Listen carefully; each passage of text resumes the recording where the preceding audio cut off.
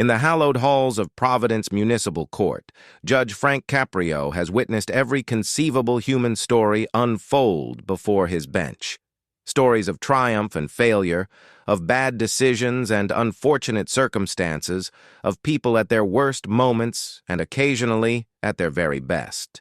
But on this gray Tuesday morning in November, a young woman would walk into his courtroom carrying burdens that would test every ounce of his compassion and redefine his understanding of what true strength looks like in the face of impossible odds. Her name was Isabella Rodriguez, and at 26 years old, she carried herself with the kind of quiet dignity that comes from facing adversity head-on while refusing to be broken by it. Isabella was a single mother of 3 children, ages 8, 5, and 2, and everything about her appearance spoke to the careful balance she tried to maintain between presenting herself respectfully for court while managing the financial realities of raising 3 children on a single income that barely covered their most basic needs. Isabella's dark hair was pulled back in a simple ponytail, held in place by an elastic band that had seen better days. Her black slacks and white blouse were clean and pressed, but Judge Caprio's experienced eye could see the small signs of wear that spoke to clothes that had been purchased second-hand and cared for meticulously to last as long as possible. Her shoes were scuffed but polished, and her purse was a simple canvas bag that looked like it might have been a promotional item from some long-forgotten community event. But it was Isabella's eyes that told the real story.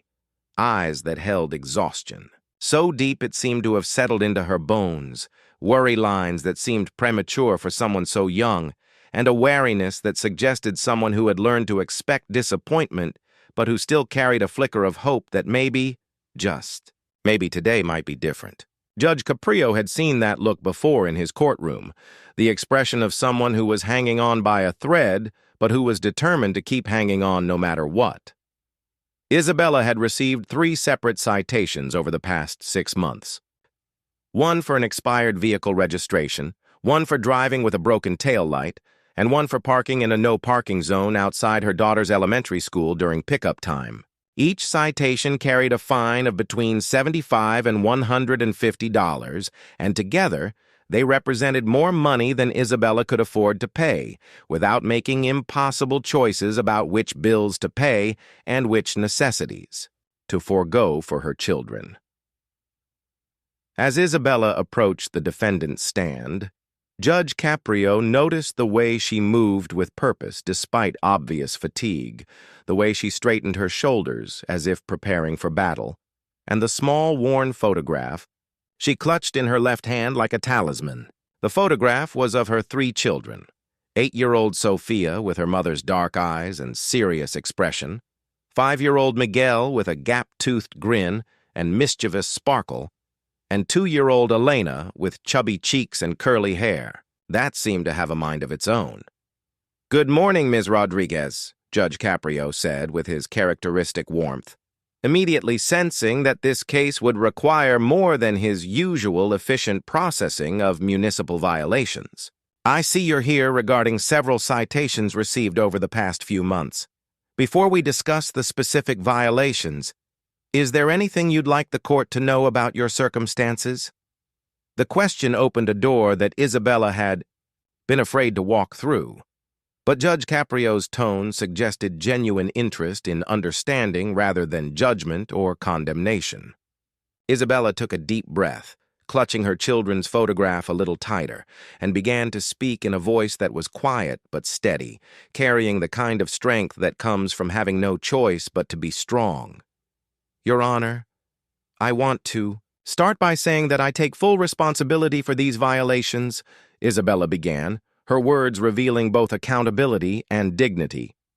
"I know that ignorance of the law isn't an excuse, and I'm not here to make excuses for my actions. But I am here to ask for your understanding about the circumstances that led to these citations, because I believe that context matters when it comes to justice."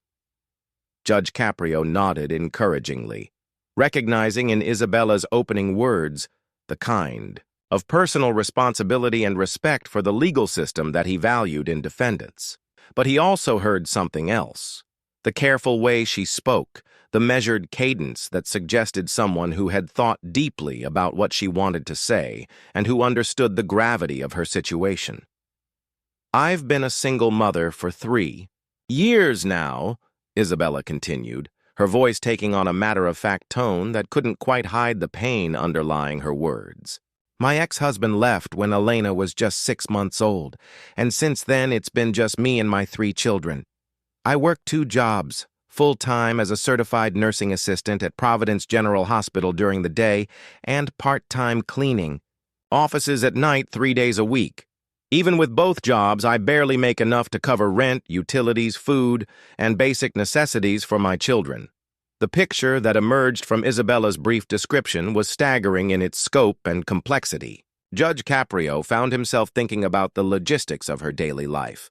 Working full-time at a physically demanding job in healthcare, caring for 3 young children, and then working additional hours cleaning offices while somehow managing to arrange childcare and transportation. The sheer exhaustion of such a schedule would have broken many people, but Isabella was still standing, still fighting, still putting her children's needs before her own well-being. "The expired registration happened because I had to choose between renewing my car registration and paying for Elena's prescription medication," Isabella explained, her words revealing the impossible financial calculations that single mothers face every day. "Elena has asthma, and her inhaler costs $60 even with the assistance program at the pharmacy. The car registration renewal was $75, and I simply didn't have enough money for both. I chose Elena's medicine because I couldn't risk her having an asthma attack." Judge Caprio felt his throat tighten as Isabella described the choice between legal compliance and her daughter's health. Here was a mother who had been forced to prioritize her child's ability to breathe over keeping her vehicle registration current.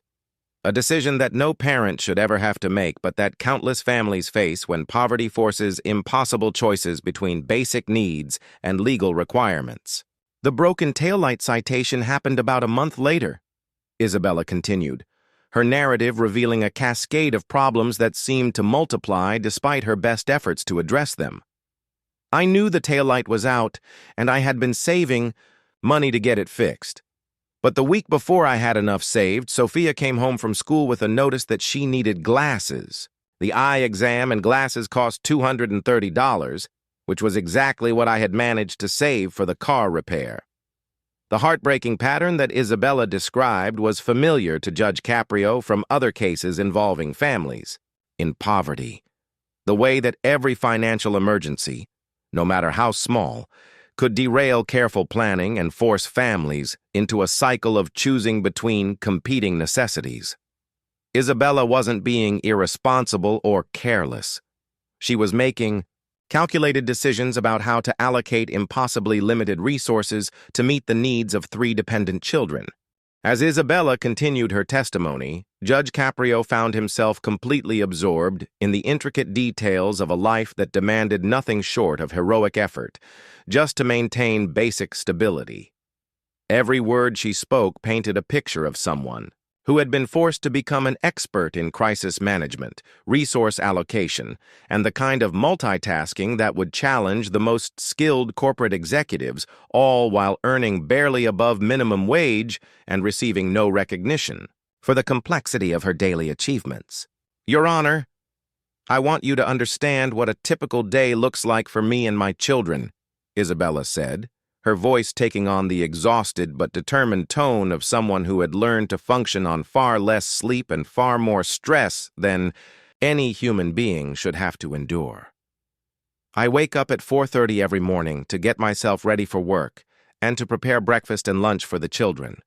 Sophia and Miguel need to be at school by 7:45, and Elena goes to daycare at 6:30 because that's when my shift starts at the hospital." Judge Caprio tried to imagine the precision and efficiency required to coordinate such a complex morning routine, especially with a 2-year-old who couldn't be expected to cooperate with tight schedules. The logistics alone seemed overwhelming, but Isabella described it with the matter-of-fact acceptance of someone who had no choice but to make it work, day after day, without fail. The daycare costs $320 per month for Elena, which is almost half of what I make at my primary job, Isabella continued, revealing the cruel mathematics of single parenthood where childcare costs can consume the majority of a parent's income. I've looked into cheaper options, but Elena's asthma requires that she be somewhere with trained staff who can handle medical emergencies. And most of the less expensive daycare centers don't have nurses or medical protocols in place. The catch-22 situation that Isabella described was heartbreaking in its logic.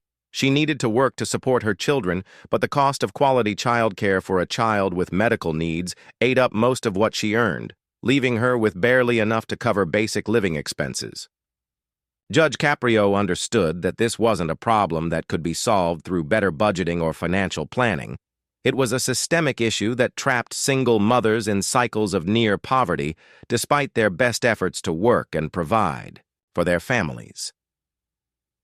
My shift at the hospital runs from 7 in the morning until 3:30 in the afternoon, Isabella explained, beginning to detail the physical and emotional demands of her primary employment.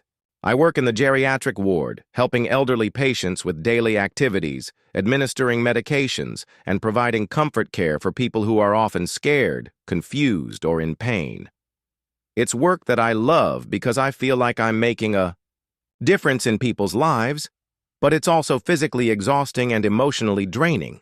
Judge Caprio could see the compassion in Isabella's eyes as she described her work with elderly patients, and he understood that despite her own struggles, she had chosen a profession that focused on caring for others. The irony wasn't lost on him that someone who spent her days providing care and comfort to vulnerable people was herself struggling to meet her own family's basic needs. After my hospital shift ends, I have exactly 1 hour to pick up Elena from daycare, collect Sophia and Miguel from their after-school program, get everyone home, and make sure they have snacks and start their homework before I have to leave. For my second job, Isabella continued, her words revealing the relentless pace of her daily schedule. 3 nights a week, I clean office buildings from 5 in the evening until 10 at night. Those are the nights when Sophia, who's only 8 years old, has to watch her younger siblings and make sure everyone eats dinner and gets ready for bed. The image of an 8-year-old girl taking on parental responsibilities while her mother worked a second job to keep the family afloat was devastating to Judge Caprio. He thought about his own children at that age, how they had been focused on homework, friends, and childhood activities, not on caring for younger siblings or managing household responsibilities. Isabella's situation was forcing her eldest daughter to grow up far too quickly, sacrificing her childhood to the necessities of survival. I know that leaving Sophia in charge of her younger siblings isn't ideal, Isabella said, her voice cracking slightly as she acknowledged one of her deepest sources of guilt and worry. I know that an 8-year-old shouldn't have to be responsible for a 5-year-old and a 2-year-old, but I've exhausted every other option. Babysitters cost money I don't have, family members who might help live in other states, and the few friends I had before becoming a single mother have gradually disappeared because I never have time for social activities or adult friendships. Judge Caprio could hear the isolation and loneliness in Isabella's words, the way that financial stress had gradually stripped away her support network and social connections. Single motherhood had not only imposed financial hardship, but had also created a kind of social poverty, leaving Isabella without the community support that makes parenting manageable and fulfilling. The parking citation that brought me to court today happened during one of the most stressful weeks of my life, Isabella continued, her narrative shifting to the specific incident that had resulted in her legal troubles. Miguel had been running a fever for 3 days, and I was worried it might develop into something more serious. Elena's asthma had been acting up due to the change in weather, and Sophia was struggling with math homework that I didn't have time to help her with properly. The convergence of multiple family crises that Isabella described was exactly the kind of situation that could overwhelm any parent, but for a single mother with no backup support and limited resources, such challenges could quickly escalate into emergency situations. Judge Caprio could see how the stress of managing multiple sick children while maintaining work obligations could lead to the kind of poor decision-making that results in traffic citations. I had to leave work early to pick up Miguel from school because the nurse said his fever had gotten worse, Isabella explained, her voice carrying the anxiety and guilt that working mothers feel when forced to choose between job responsibilities and children's needs. I knew that leaving early would probably cost me points on my attendance record at the hospital, but I also knew that Miguel needed medical attention and that I was the only one who could provide it.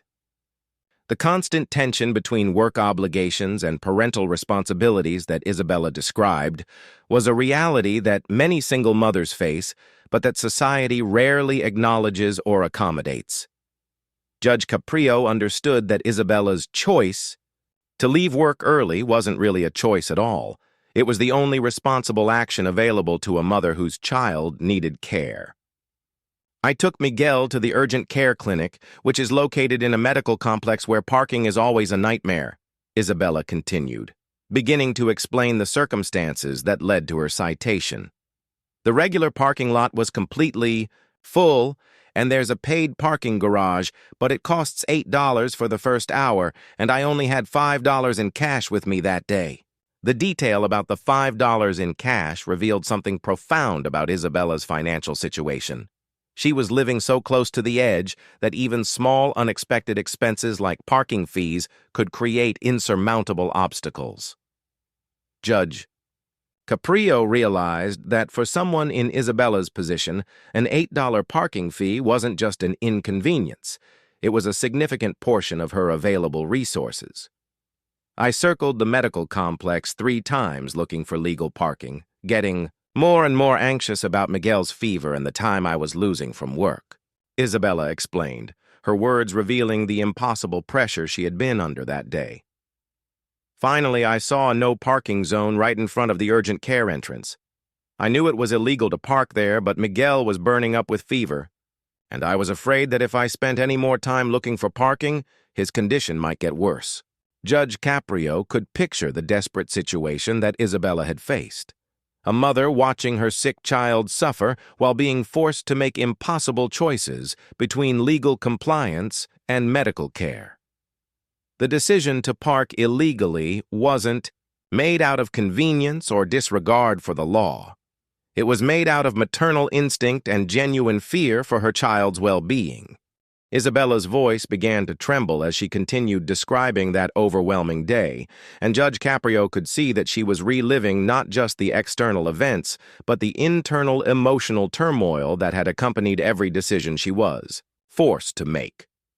The photograph of her children remained clutched in her hand, and she glanced down at it periodically, as if drawing strength from their faces to continue her testimony. When I carried Miguel into the urgent care clinic, he was so hot with fever that I could feel it through his clothes, Isabella said, her maternal fear still evident in her voice even weeks after the incident. The waiting room was packed with other sick children and worried parents, and I knew we were going to be there for hours. But Miguel needed medical attention, and as his mother, that had to be my priority no matter what the consequences might be for parking illegally or missing more work. Judge Caprio found himself thinking about the impossible calculations that parents make in crisis situations, the way that love and protective instinct can override all other considerations, including legal compliance and financial consequences. Isabella's decision to prioritize her son's health over parking regulations wasn't just understandable. It was exactly what any loving parent would have done in the same circumstances. We waited in that clinic for 4 hours, Isabella continued, her exhaustion evident as she remembered the long, stressful afternoon. Miguel's fever was stubborn, and the doctor wanted to run additional tests to rule out more serious infections. During those 4 hours, I was constantly worried about 3 things: Miguel's health, the illegal parking situation, and the fact that I needed to pick up Sophia and Elena but had no way to contact anyone to help me because I don't have family nearby. The isolation that Isabella described was heartbreaking in its completeness. Judge Caprio realized that while most parents facing a medical crisis with one child could rely on relatives, friends, or partners to help manage other responsibilities, Isabella was completely alone in navigating multiple urgent needs simultaneously. She had no backup, no support system, no one to share the burden of decision-making in a crisis. Around 3 o'clock, I had to make one of the hardest decisions of my life, Isabella said, her voice breaking as she approached the most difficult part of her story. Miguel was stable but still needed monitoring. Elena needed to be picked up from daycare by 4 o'clock, or I would be charged late fees that I couldn't afford, and Sophia's after-school program ended at 4:30. I couldn't be in 3 places at once, but I was the only parent my children had. Judge Caprio could see the agony of that impossible choice written across Isabella's face. The decision she had been forced to make represented every single mother's worst nightmare. Being pulled in multiple directions by competing urgent needs, with no good options and no one to help shoulder the responsibility. The weight of being the sole decision-maker for 3 dependent children in a crisis situation was almost unimaginable. I made the decision to leave Miguel at the clinic with the nurse while I quickly picked up Elena and Sophia, Isabella explained, her voice filled with guilt and second-guessing that was clearly still torturing her. The nurse assured me that Miguel was stable and that she would monitor him closely, but leaving my sick 5-year-old son, even with medical professionals, felt like the most irresponsible thing I had ever done as a mother. The self-recrimination, in Isabella's words, revealed the impossible standards that society places on mothers, particularly single mothers who are expected to somehow manage multiple crises simultaneously without making any mistakes or compromises.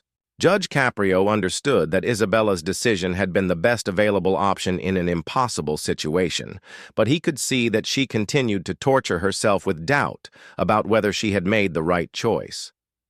When I got back to my car, I found the parking citation under the windshield wiper, Isabella said, her voice taking on a tone of weary resignation. At that moment, looking at that ticket while my son was sick in the clinic and my daughters were waiting to be picked up, I felt like the universe was conspiring against me. I sat in my car for about 30 seconds and just cried, because it felt like no matter how hard I tried, I couldn't get ahead of the problems in my life.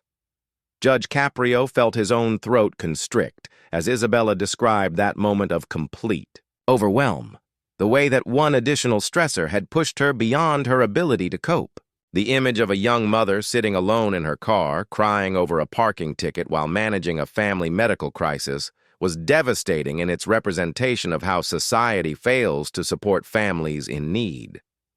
The parking ticket was $75, which might not sound like much to some people, Isabella continued, her words revealing the brutal reality of living paycheck to paycheck. But for my family, $75 represents 2 weeks of lunch money for Sophia and Miguel at school, or Elena's daycare for 3 days, or the co-pay for 3 doctor visits, or groceries for almost a week. It's not just money, it's survival resources that my children need. The mathematical precision with which Isabella calculated the impact of the fine demonstrated how carefully she had to manage every dollar, how there was no buffer in her budget for unexpected expenses, and how a relatively small penalty could cascade into serious hardship for her family. Judge Caprio began to understand that for families living in poverty, municipal fines weren't just inconveniences. They were potentially catastrophic financial events. Over the next few weeks, I tried everything I could think of to find the money for the parking fine, Isabella explained, her words revealing the desperate creativity that poverty forces on people. I picked up extra cleaning shifts when they were available. I sold some of my own clothes and household items that had any value. I even considered selling my grandmother's wedding ring, which is the only thing of value I own and the only connection I have left to my family history. The progression of Isabella's attempts to raise money for the fine revealed the systematic way that poverty strips people of their possessions, their connections to the past, and ultimately their dignity. Judge Caprio was struck by the fact that Isabella was willing to sacrifice her family heirloom, something irreplaceable and emotionally significant, to pay a municipal fine that most middle-class families would barely notice. But even with all those efforts, I couldn't come up with the full amount, Isabella admitted, her voice carrying the shame and frustration of someone who had tried everything and still fallen short. I managed to save $43, which felt like a victory until I realized it wasn't even close to enough. That's when I knew I had to come to court and try to explain my situation, hoping that maybe the legal system would show some understanding for a mother who was doing her best in impossible circumstances. The courage required for Isabella to appear in court, knowing she couldn't pay the full fine and having to expose her family's financial struggles to public scrutiny, was remarkable. Judge Caprio understood that for someone in Isabella's position, coming to court represented both hope and humiliation.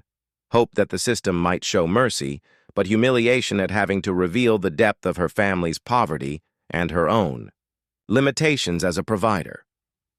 Your Honor, I want to be completely honest with you about something, Isabella said, her voice taking on the tone of someone preparing to reveal something deeply personal and potentially damaging. There are nights when I lie awake wondering if my children would be better off with someone else, someone who could provide for them properly, someone who wouldn't have to choose between their medical needs and legal compliance, someone who could give them the stability and security that every child deserves. The admission hit Judge Caprio like a physical blow. Here was a mother who loved her children so deeply that she questioned her own worth as a parent, who had been so ground down by systemic failures and impossible choices that she wondered if her love was enough to justify keeping her family together. The self-doubt and guilt that Isabella expressed revealed the psychological toll that poverty takes on parents who are doing everything humanly possible but still falling short of what their children need. The courtroom had fallen into complete silence as Isabella spoke those devastating words about questioning her worth as a mother. Judge Caprio could feel the weight of her pain settling over everyone present, and he could see tears forming in the eyes of the court clerk, the bailiff, and even other defendants who were waiting their turn. Isabella's raw honesty had stripped away all pretense and revealed the core truth about what poverty does to families.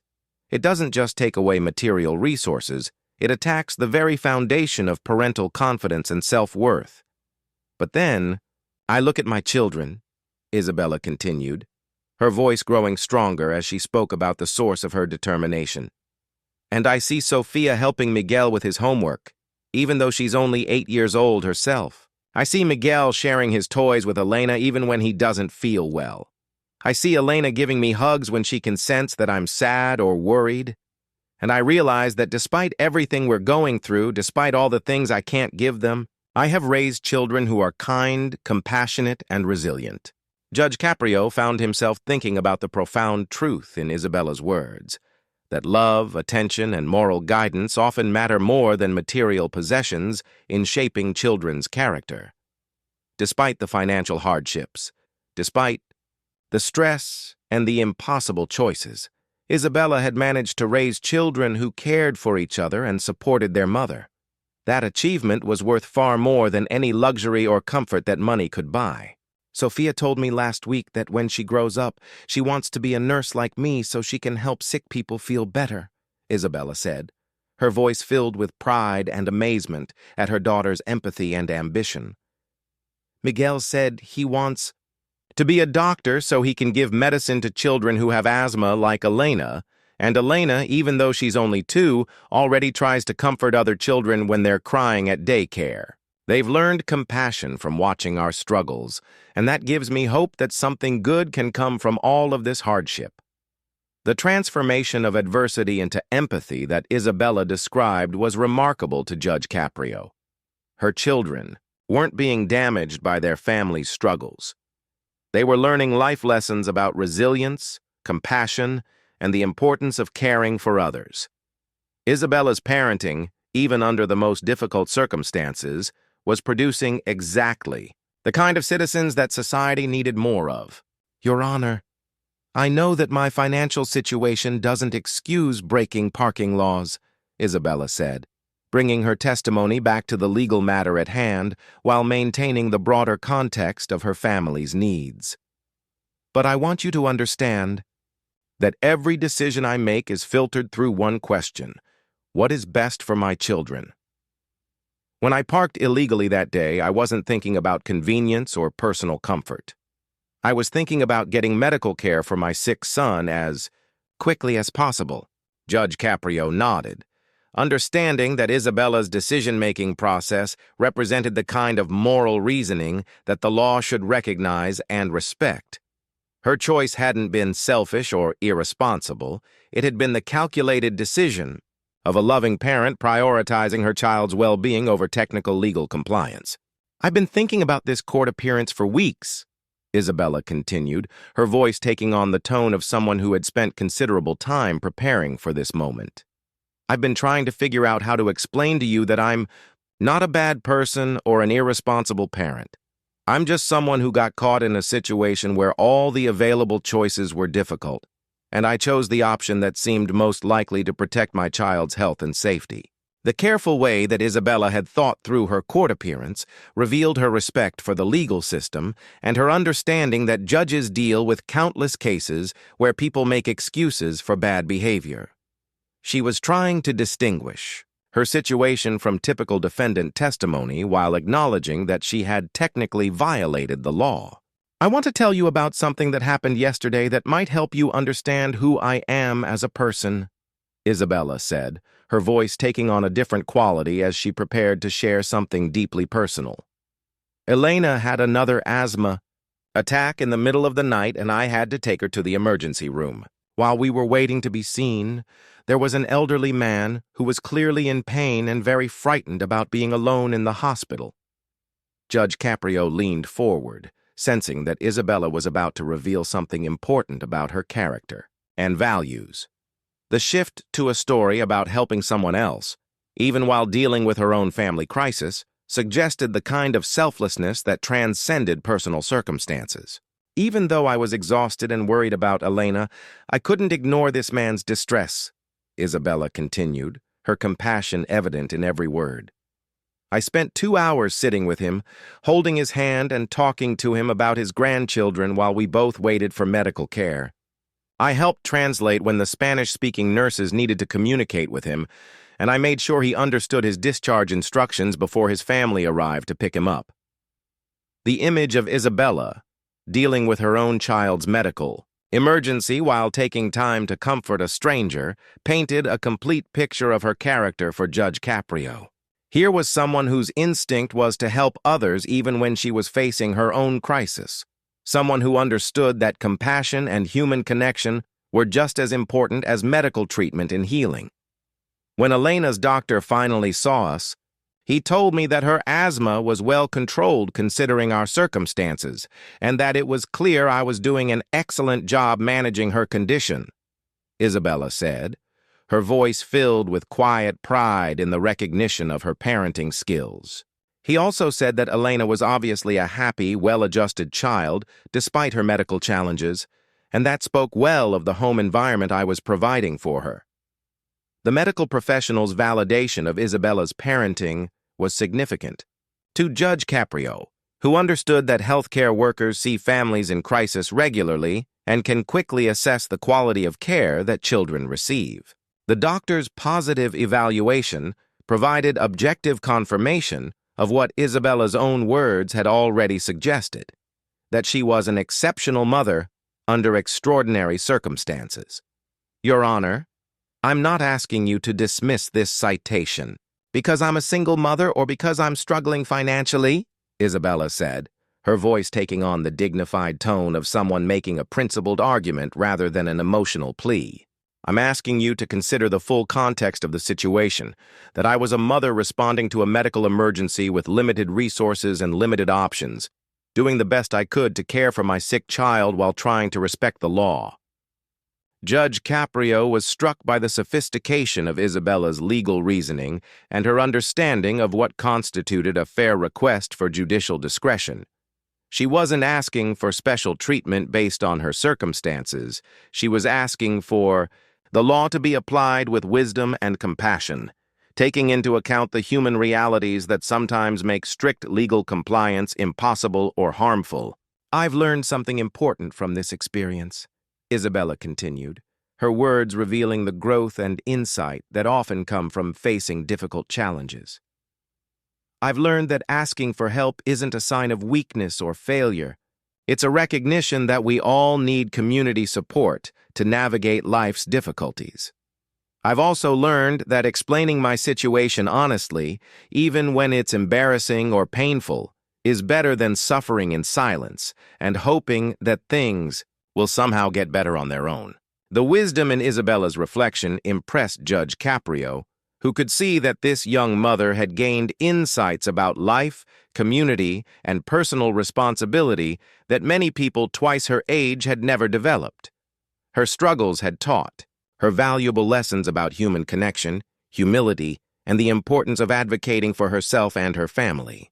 If you decide to show mercy in my case today, Isabella concluded, looking directly at Judge Caprio with eyes that held both hope and resignation, I want you to know that it won't be wasted on someone who doesn't appreciate it.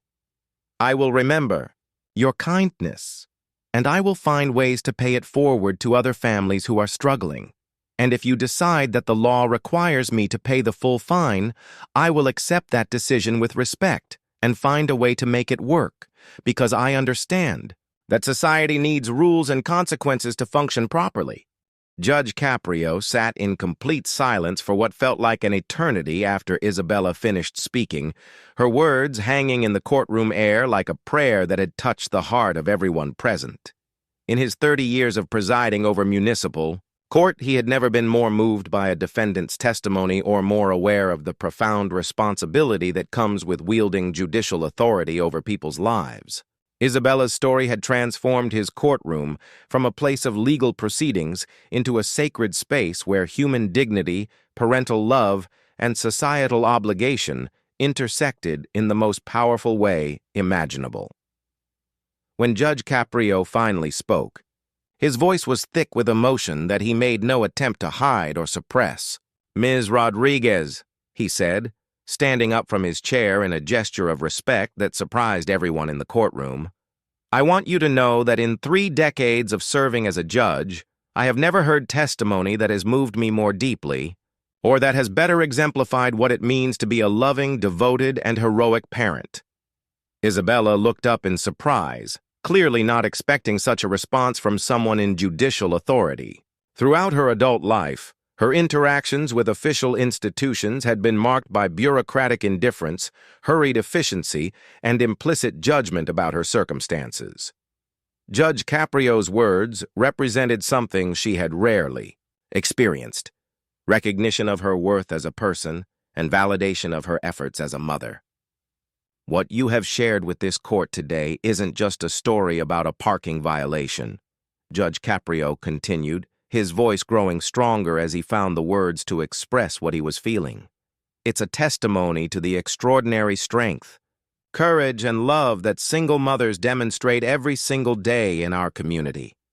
You are raising 3 children with limited resources but unlimited devotion, and the results of your parenting are evident in the compassionate, caring children you've described." Judge Caprio paused, gathering himself for what he was about to say next. "Ms. Rodriguez, this citation is hereby dismissed in its entirety. You will not pay 1 penny of this fine because what you did that day wasn't criminal behavior. It was the action of a loving mother responding to a medical emergency with the resources available to her." The courtroom erupted in spontaneous applause, something that rarely happened in Judge Caprio's proceedings, but felt completely appropriate given the extraordinary circumstances of Isabella's case. Even the other defendants waiting their turn were clapping, moved by Isabella's story and inspired by Judge Caprio's compassionate response. But Judge Caprio wasn't finished. Walking around his desk to stand directly in front of Isabella, he reached into his own wallet and pulled out $200 in cash.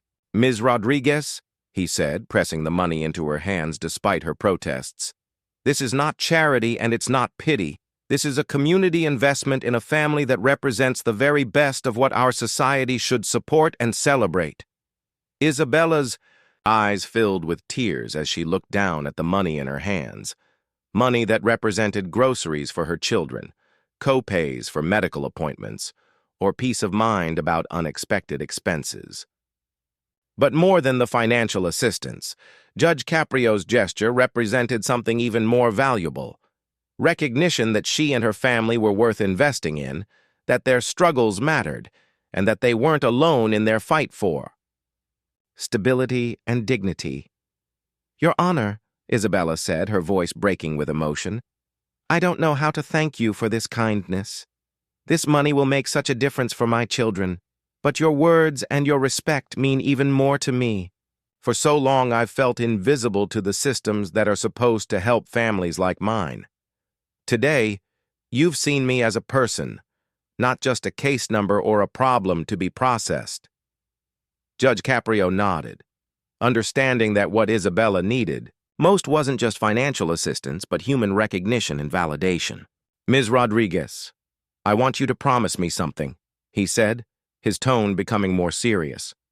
"I want you to promise that you'll never again question whether your children are better off with someone else. You are an extraordinary mother, and those children are blessed to have you fighting for them every single day." The promise that Judge Caprio asked for went to the heart of Isabella's deepest insecurity and self-doubt. His words provided the kind of professional and authoritative validation that she needed to silence the internal voice that questioned her worth as a parent. "I promise, Your Honor," she said, her voice strong with new conviction. "I promise to remember that love and dedication matter more than money, and that my children are lucky to have me just as I'm lucky to have them." But Judge Caprio still wasn't done. Turning to address the entire courtroom, he used Isabella's case as an opportunity to speak about broader issues of social justice and community responsibility. "Everyone here today has witnessed something important," he said, his voice carrying the authority of someone who understood that individual. Cases could become teachable moments about societal values. We've seen what happens when a good person faces impossible choices due to systemic failures and inadequate support for working families. Ms. Rodriguez shouldn't have to choose between her child's medical care and legal compliance. She shouldn't have to work 2 jobs and still struggle to pay basic expenses. She shouldn't have to question her worth as a mother because our society doesn't provide adequate support for single parents. Judge Caprio's words challenged everyone present to think beyond individual responsibility to systemic change, to consider how community support and policy improvements could prevent future families from facing the kind of impossible choices that Isabella had encountered. "I want everyone in this courtroom to remember Ms. Rodriguez's story," Judge Caprio continued. "And I want you to think about how you can contribute to making our community more supportive of families who are working hard but struggling to get ahead. Whether it's volunteering at food banks, supporting better child care policies, or simply treating single mothers with the respect and admiration they deserve, we all have a role to play in creating a more just and compassionate society." As Isabella prepared to leave the courtroom, she turned back one final time to address Judge Caprio and everyone present. "Your Honor, you asked me to make you a promise, and I did. But I want to make another promise to this courtroom and to my community. I promise that when my children are grown and successful, and they will be successful because of the love and values they're learning now, I will teach them about this day. I will teach them about the kindness that Judge Caprio showed our family, and I will raise them to show that same compassion to other families who are struggling." Isabella's promise to pay forward the kindness she had received created a perfect circle of hope and inspiration. Judge Caprio could see that his decision to show mercy wouldn't just help one family in crisis. It would influence how 3 children understood justice, compassion, and community responsibility as they grew into adulthood. "And I promise that I will continue to work hard, to be the best mother I can be, and to contribute to my community through my work as a nursing assistant and through volunteering when I'm able," Isabella continued. "Today you've reminded me that asking for help isn't a sign of failure. It's a recognition that we're all connected, and that sometimes the strongest thing we can do is allow others to support us in our struggles." As Isabella walked out of the courtroom that day, clutching the photograph of her children and the money that Judge Caprio had given her, everyone present understood they had witnessed something extraordinary. This hadn't just been a legal proceeding. It had been a masterclass in human dignity, parental love, and the transformative power of compassion in action. The story of Isabella Rodriguez's appearance in Judge Caprio's courtroom would go on to be shared millions of times around the world, inspiring countless acts of kindness toward single mothers and reminding people everywhere that behind every case is a human being deserving of respect, understanding, and support. But perhaps most importantly, it demonstrated that justice, when administered with wisdom and compassion, has the power to heal not just individual situations, but entire communities, creating ripple effects of hope and humanity that extend far. Beyond any single courtroom interaction, Isabella's children would grow up knowing that their mother was a hero who had fought impossible battles to protect and provide for them, and that a kind judge had recognized her worth when she needed it most. And Judge Caprio would carry Isabella's story with him for the rest of his career, a reminder that the most important decisions a judge makes aren't always about law. They're about recognizing the fundamental dignity and worth of every person who stands before the bench seeking justice, mercy, and hope.